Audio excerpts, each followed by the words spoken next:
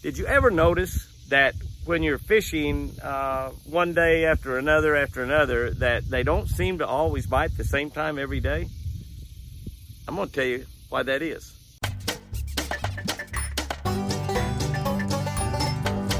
Whoa! That's a beauty. Good morning, guys and girls. What a great morning we've got out here in the middle of August. Deuteronomy 28:2. Obey the Lord your God, so that all these blessings will come and stay with you. Obey the Lord your God, so that all these blessings will come and stay with you. You'll keep those blessings. Many times in tournaments, I've just missed finding a really big bunch of fish. Maybe I was on the spot at the wrong time during practice. Maybe I didn't go far enough up a creek or didn't go far enough down a certain bank. I might have been using the wrong lure, the technique, when I was really close to those fish. I was close, very close, but made mistakes that cost me. Probably every single tournament angler can identify with this. And some of the times when I've been so close to those fish, when the tournament was over, somebody that did really well, they did a lot better than me in the tournament, would come up and say, Jimmy, you were so close to a big bunch of fish where I caught all my fish.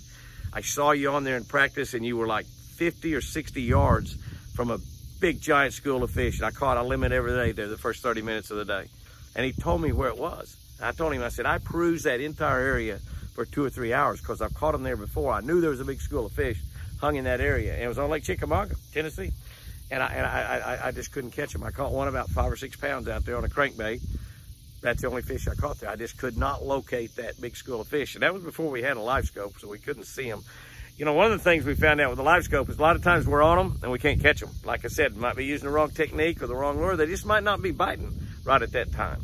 I fished here a while back and we were on fish all day long and only hit a 1 hour period where we really caught them really, really well. Really, really well. I think y'all probably saw that video. But anyway, it's so you can be really close and not mess up and mess up and not catch them. I believe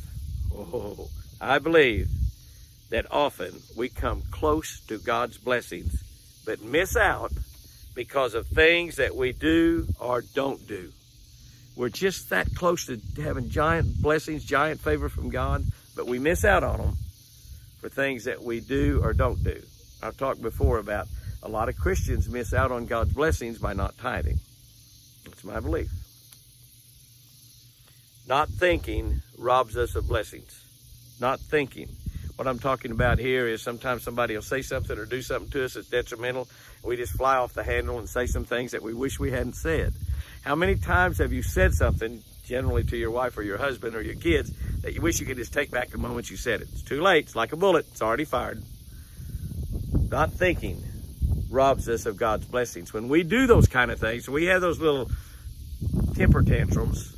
They might not be but just a few words, that robs us of God's blessings.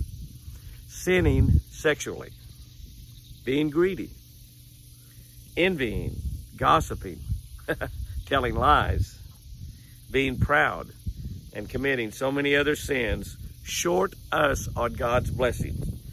Yeah, we're doing things that hurt God. There's no doubt about it.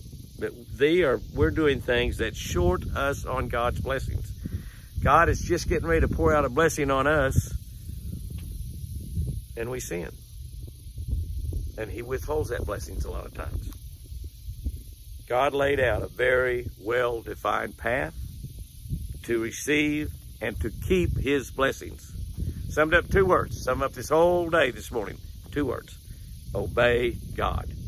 That's the sentence to take to the bank right there on today's devotional. Obey God. Deuteronomy 28:2 says, obey the Lord your God so that all these blessings will come and they will stay with you. They will stay with you. And they had just laid out all these great blessings that they were going to receive. And all they had to do was obey the Lord your God. Obey the Lord your God. Not only that, we'll be a lot better husbands, guys, girls. You'll be a lot better wife. You'll be a lot better mama, grandma. Man, hey, just be a better friend, a better person, a better believer. You'll be a better believer by obeying God. Here's our tip for today. Feeding periods generally change roughly 50 minutes each day. In other words, close to an hour, you might say, just roughly an hour, about 50 minutes each day. The reason they do that is a lunar day, which is a moon day, is 24 hours and 50 minutes. The moon affects so many things that goes on planet Earth. Our day is 24 hours. So a lunar day is 24 hours, 50 minutes. And so the things that are affected by the moon, which is fish and wildlife, is affected by the moon, without a doubt. Every single day they're affected by the moon. We have major and minor feeding periods. It affects all fish. It affects all wildlife. And as you get closer to the end of those major and minors, that's when the activity is the most intense. So when you look at major and feeding periods, that's when it's going to be the most intense. But that's going to change 50 minutes every single day, because a lunar day, a moon day, 24 hours and 50 minutes. So that's the reason that happens. Use that to your advantage by checking the solar tables and looking and seeing when the major and the minor feeding periods are. Make sure you're out there fishing during those major and minor feeding periods. And make sure also you're in your very best places to fish during that time of the day. Same way in hunting. You're going to be out there deer hunting or turkey hunting. We're not long till deer season. You know, I got my morel shirt on today. I'm out there throwing a few arrows at a morel target, getting ready. This is August, but it's the time to be shooting just a few shots every day. 6, 12, maybe a couple rounds of 6. You do that every day. Come September and October, when we're going to be out there running around in the woods with that stick in our hand, we'll be able to fling that arrow right exactly where we want. Guys and girls, go out there and have you a great one today. And remember,